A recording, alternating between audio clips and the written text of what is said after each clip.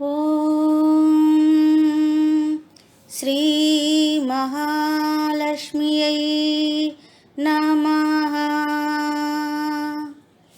స్కాంద పురాణంలో శ్రీ సనత్కుమార సంహితలో వివరించబడిన శ్రీ లక్ష్మీ సహస్రనామ స్తోత్రములో 10వ శ్లోకము.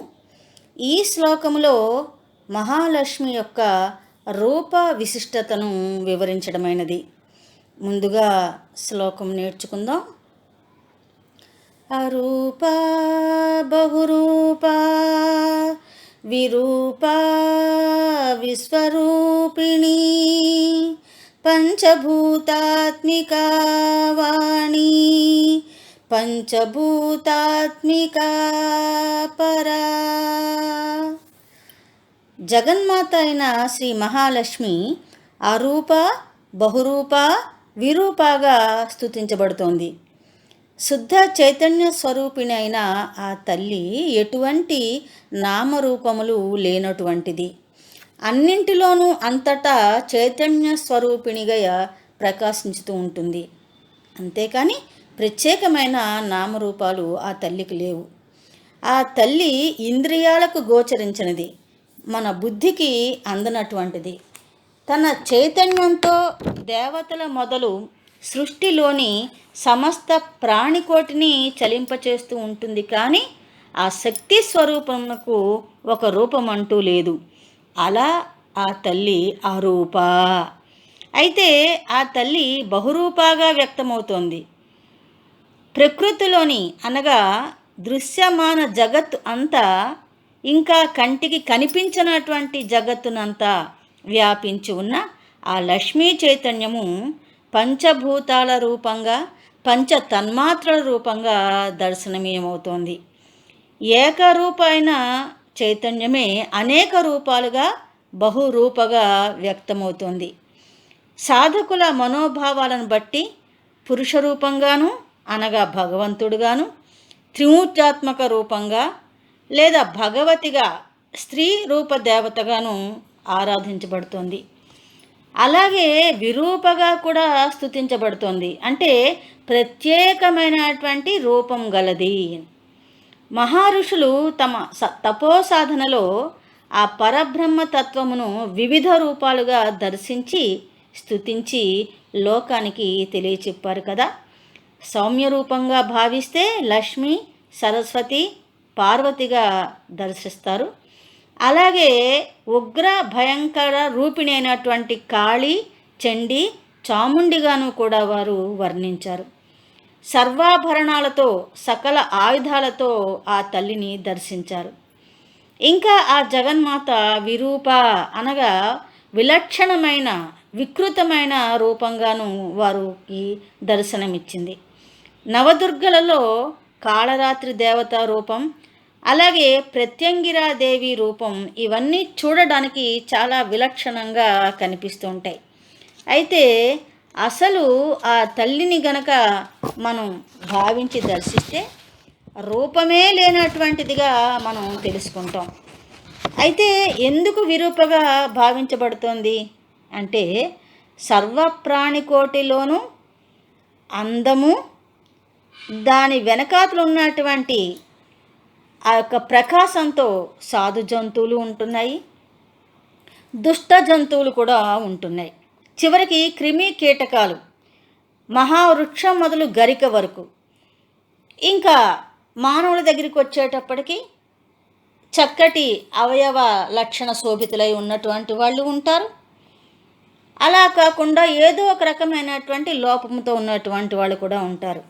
అయితే అందరిలోనూ అన్నింటిలోనూ కూడా ఆ తల్లి ఉంది. పువ్వులలోనూ ఉంది, ముళ్ళలోనూ ఉంది.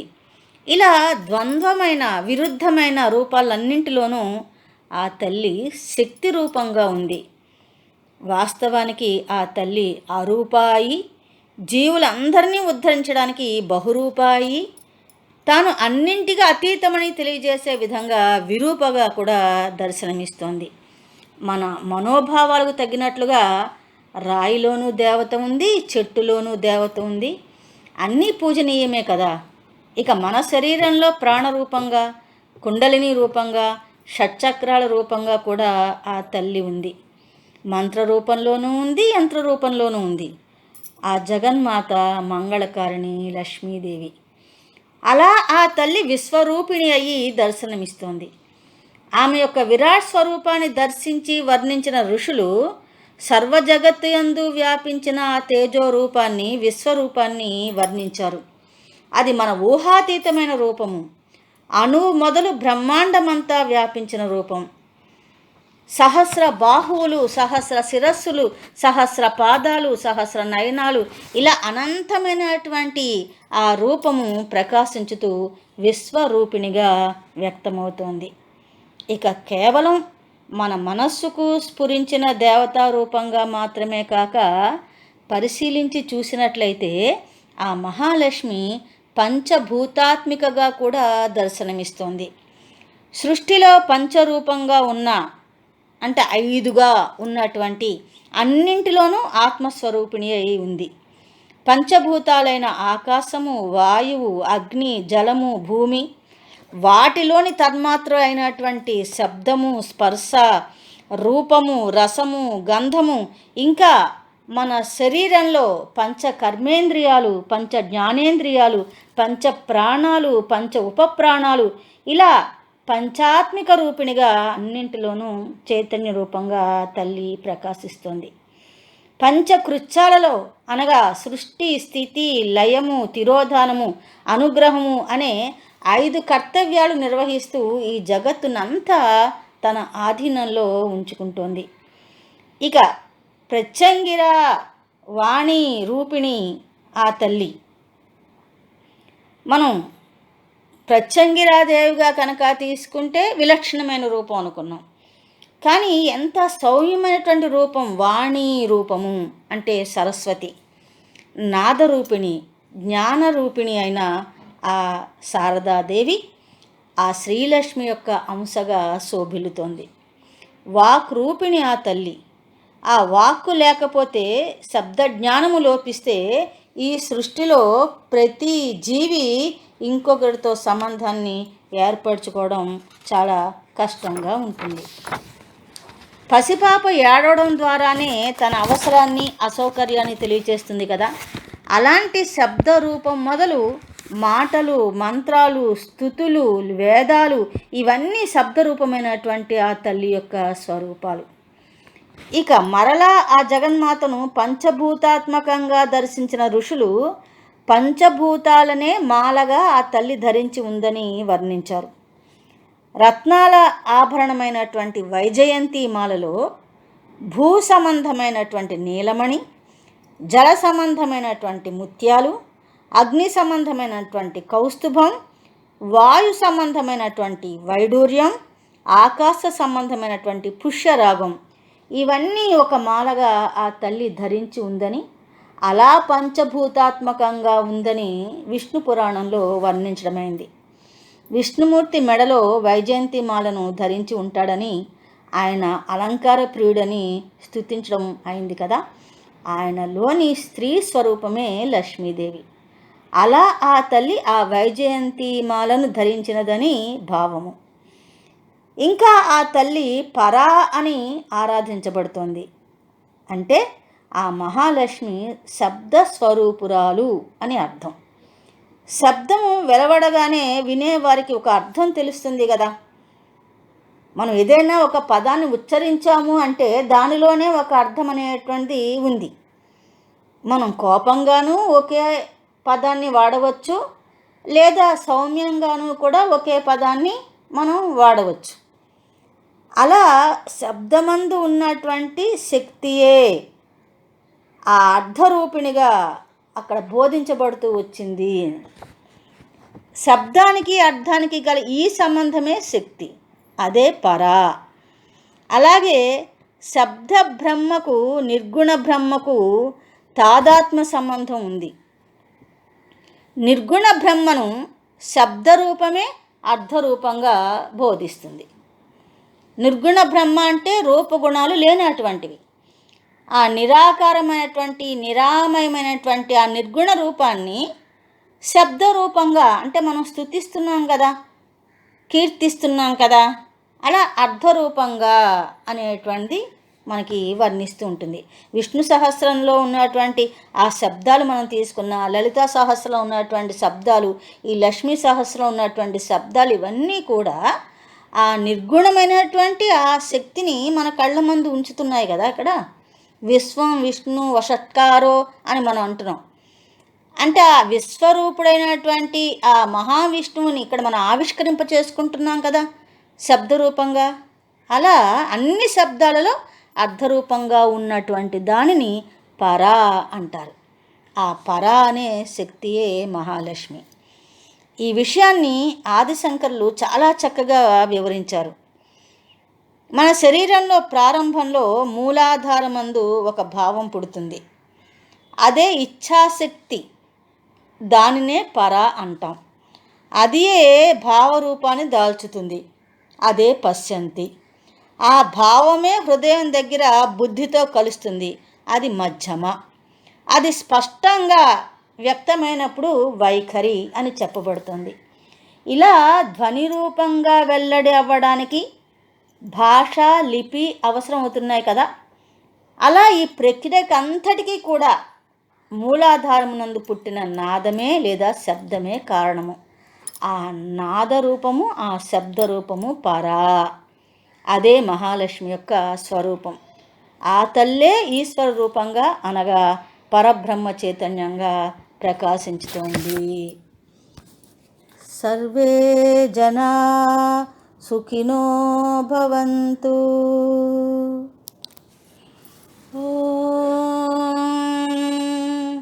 శ్రీ మహాలక్ష్మ్యై నమః. స్కాంద పురాణంలో శ్రీ సనత్ కుమార సంహితలో వివరించబడిన శ్రీ లక్ష్మీ సహస్రనామ స్తోత్రములో 11వ శ్లోకము. ఈ శ్లోకంలో శ్రీ మహాలక్ష్మి యొక్క సర్వ వ్యాపకత్వము వివరించబడింది. ముందుగా శ్లోకం నేర్చుకుందాం. కాళికా పంచికా వాగ్మి హవిప్రచ్చధి దేవత దేవమాతా సురేశానా వేదగర్భ అంబికా ధృతి. శ్రీ మహాలక్ష్మి కాళికా రూపిణిగా దర్శనమిస్తుంది. ఆ తల్లిని కాళి, భద్రకాళి, మహాకాళిగా తెలుసుకుని ఉన్నాం కదా. మరలా ఇక్కడ ఒకసారి కాళికగా స్మరించి దర్శించుకుంటున్నాం. శివస్వరూపము పగటి సమయంగా, శక్తి స్వరూపము రాత్రి సమయంగా భావించబడుతోంది. పగటి వేళ జీవులందరూ ఈ దృశ్యమాన జగత్తుతో తాదాత్మ్యం చెందుతూ అనేక వ్యవహారాలతో మమేకం అవుతూ మాయా వ్యామోహ భ్రాంతులతో గడుపుతూ ఉంటారు. అయితే కాలరూపిణి రాత్రి దేవతగా వ్యక్తమయ్యి జీవులందరినీ నిద్రారూపంగా తన వశం చేసుకుంటుంది. వారినందరినీ అవస్థాత్రయంలో అనగా జాగ్రత్త, స్వప్న, సుషుప్తి అవస్థలలో ఉంచి సేద తీరుస్తుంది. అలసిన వారి శరీర మనస్సులకు విశ్రాంతి కల్పిస్తుంది. ఆ స్థితిలోంచి మెలకువ తెచ్చుకోవడానికి మనస్సు సహకరించదు. అంటే భ్రాంతిమయ జీవితం కన్నా ఏ ఆలోచనలు ఆందోళనలు లేని నిద్రావస్థనే జీవులు కోరుకుంటున్నారు అని కదా అర్థము. అదే స్థితిని యోగ సాధన చేసేవారు నిర్వికల్ప సమాధ పరిస్థితిలో, ఆ స్థితిలో అనుభూతి చెందుతారు. అందువల్ల రాత్రి అనేది ఒక విశ్రాంత స్థితి. తన సృష్టిని అంతటికి అలాంటి స్థితిని కల్పించేటువంటి కాళికా రూపిణి, కరుణాంతరంగిణి ఆమె మహాలక్ష్మి. ఆ జగన్మాతయే పంచికగా పంచస్వరూపాలన్నింటిలోనూ కూడా దర్శనమిస్తోంది. పంచేంద్రియాలు, పంచ జ్ఞానేంద్రియాలు, పంచభూతాలు, పంచ తన్మాత్రలు, ఇలాంటి పంచరూప ఆత్మస్వరూపిణిగా ఉన్న ఆ తల్లి మనలో పంచ ప్రాణాలుగా వ్యక్తీకరించబడుతోంది.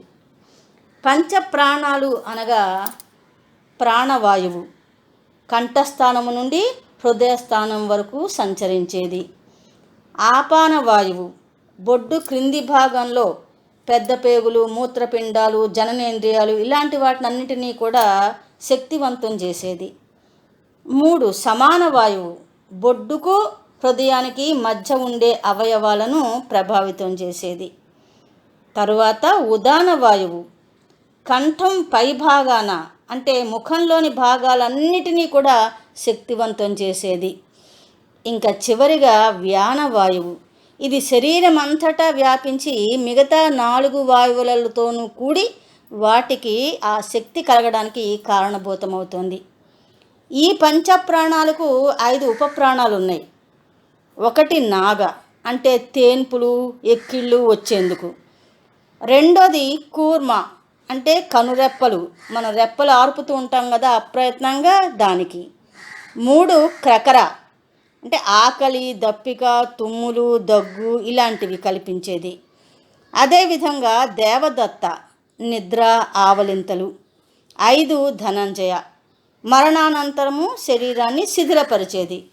ఇందులో ఏ శక్తి పనిచేయకపోయినా మనిషి పరిస్థితి ఏమిటి? మరి ఆ శక్తి జగన్మాత కాదా?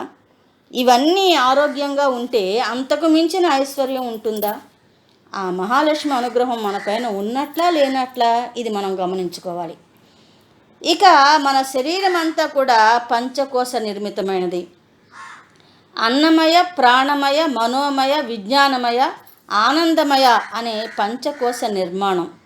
ఇవన్నీ ఏ శక్తి వల్ల పనిచేస్తున్నాయో అదే పరాశక్తి, అదే జగదంబిక, అదే మహాలక్ష్మి స్వరూపంగా ఆరాధించబడుతోంది. ముఖ్యంగా ఆ తల్లి వాగ్మి అని స్తుతించబడుతోంది. వాక్కుకు అధిదేవత వాగేశ్వరి ఆ తల్లి. ఆ వాక్శక్తి ఉండడం వలనే ప్రపంచంతో సంబంధం కలిగి ఉంటున్నాము. వాగ్దేవి అయిన ఆ తల్లి మాటయే మంత్రం. ఆమె జ్ఞానస్వరూపిణి కదా. సరస్వతి అంశగా జ్ఞానాన్ని ప్రసాదించి ఇతర ప్రాణులకు లేని భావ వ్యక్తీకరణ సామర్థ్యాన్ని కేవలం మనిషికి ఆ తల్లి ప్రసాదించింది. అదేవిధంగా ప్రతి వారిలోనూ కూడా ఆ జ్ఞానాన్ని కల్పించడానికి, అంటే విచక్షణ జ్ఞానాన్ని ఇవ్వడానికి ఆ బుద్ధి అనేటువంటిది కూడా తల్లి అనుగ్రహించింది. అంతకన్నా ఐశ్వర్యం ఉందా? ఇక ఆ జగన్మాత హవి అని స్తుతించబడుతోంది. యజ్ఞ సంబంధమైనటువంటి అగ్నికుండంలో సమర్పించే మంత్ర సహిత ద్రవ్యాలను హవిస్సులు అంటారు.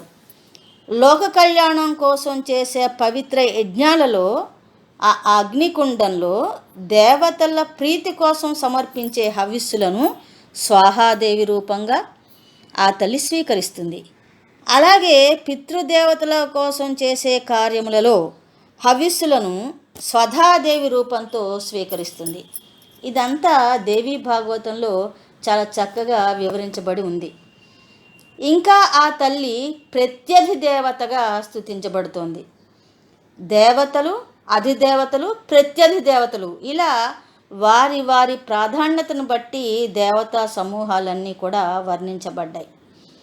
ఉదాహరణకి లక్ష్మీదేవి, ఆ మహాలక్ష్మి ధనలక్ష్మి, సంతానలక్ష్మి, గజలక్ష్మి ఇలా ఆరాధిస్తున్నాం కదా మనం. అలాగే అగ్నిదేవుడు, వాయుదేవుడు ఇలా దేవతలందరూ కూడా వారి వారి యొక్క ప్రత్యేకమైనటువంటి సామర్థ్య గుణాల ద్వారా పూజనీయమవుతున్నారు. ఇక ప్రత్యధి దేవత అంటే ఆ అధిదేవతకు సంబంధించిన వారి యొక్క అధిదేవత. అంటే గురువు, మనకున్నటువంటి ఒక గురువు అంటాం. గురువు గారి యొక్క గురువు పరమ గురువు. అలా ఒక దేవత, ప్రత్యేకమైనటువంటి సామర్థ్యం ఉన్నటువంటి అధిదేవత, ఆ అధిదేవతకు గురువైనటువంటి దేవత అయినటువంటి అధిదేవత, ప్రత్యధి దేవత. ఉదాహరణకి మనం సత్యనారాయణ వ్రతం చేస్తున్నప్పుడు పంచపాలకులను, అష్టదిక్పాలకులను, నవగ్రహాలను ఆహ్వానిస్తూ ఉంటాం కదా. నవగ్రహాలను ఆహ్వానించేటప్పుడు ఒక్కొక్క గ్రహదేవతను వారి ప్రత్యధి దేవతతో సహా ఆహ్వానించడం జరుగుతుంది. ఆ దేవతలందరినీ ప్రత్యధి దేవతగా వాళ్ళందరినీ కూడా ఆదేశించేటువంటి అధిదేవత ఈ మహాలక్ష్మి. అందుకే ఆ తల్లిని దేవమాతగా స్తుతించడమైంది. దేవతలు అంటే సౌమ్యమూర్తులు, లోకహితం కోరేవారు, లోక కళ్యాణం కోసం తమ విధులు నిర్వర్తించేవారు. వాయుదేవుడు, అగ్నిదేవుడు, సూర్యుడు, చంద్రుడు వీరంతా లోకానికి చేసే మేలు మనకు తెలిసిందే కదా. ఈ దేవతలకు తల్లి అదితి. ఈమెను గురించిన వివరణ కూడా దేవి భాగవతంలో బాగా ఉంది. ఈ అదితి అమ్మవారి యొక్క అంశ. అలా మహాలక్ష్మి దేవమాత. ఆ తల్లే సురేశానగా కూడా స్తుతించబడుతుంది. సురలు అంటే దేవతలు, వారికి ఈశ్వరి ఆమె. అనగా వారికి విధులను నిర్దేశించేది, వారిని శాసించేది, ఆజ్ఞాపించేది అన్నీ ఆ జగన్మాతయే. ఆ తల్లికి అనుగుణంగా వారు వారి యొక్క కర్తవ్యాలు నిర్వహిస్తూ ఉంటారు. ఇక జగన్మాత వేదగర్భ, పరబ్రహ్మ చైతన్య రూపేణైన ఆ తల్లి నుంచే సమస్త వేదవాగ్మయము పుట్టింది. నాదరూపంగా, శబ్దరూపంగా వెల్లడవుతోంది. ఇంకా ఆ వేదాల వల్లనే కదా పరబ్రహ్మ సంబంధ జ్ఞానం మనకి కలుగుతోంది. అలా ఆ తల్లి వేదగర్భ. ఇక ఆ జగన్మాత అంబిక, భారతీదేవి స్వరూపమైన ఇచ్ఛాశక్తి, పృథ్వీదేవి స్వరూపమైన జ్ఞానశక్తి, రుద్రాణి స్వరూపము క్రియాశక్తి, ఈ 3 శక్తుల యొక్క సమిష్టి రూపము అంబికగా చెప్పబడుతోంది. ఈ తల్లే రాత్రి స్వరూపురాలుగా, నిద్రా స్వరూపురాలుగా వ్యక్తమవుతోంది.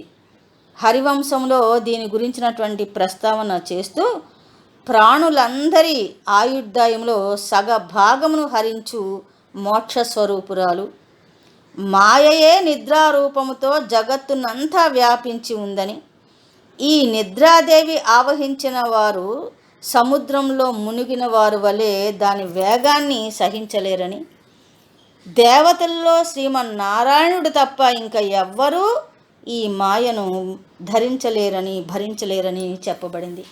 అదే యోగమాయ, అదే యోగ నిద్ర. ఇది ఆవహిస్తే జ్ఞానశూన్యులైపోతారు. అయితే యోగ నిద్రలో ఉన్న శ్రీమన్నారాయణుడు దీనికంతటికి అతీతుడు అని మార్కండేయ పురాణంలో కూడా చెప్పబడింది. అలాగే ఆ తల్లి ధృతి స్వరూపిణి. ధృతి అనగా గ్రహణ శక్తి, ధారణ శక్తి, బుద్ధి రూపంగా ఉంటుందది. ఎప్పుడో చదివినవి, విన్నవి, నేర్చుకున్నవి మనకు గుర్తుంటున్నాయి అంటే ఈ ధృతి శక్తి మనలో ఉండడం వలనే. వేదాలు, ఉపనిషత్తులు, ఇంకా అనేక రకాలైనటువంటి శృతులు ఇవన్నీ ధారణ శక్తి వల్లనే లోకానికి అందించబడ్డాయి. అలా శ్రీ మహాలక్ష్మి ఐశ్వర్య విభూతి ప్రదాత, సర్వవ్యాపకత్వం కలిగి ఉంది. సర్వే జనా సుఖినో భవంతు.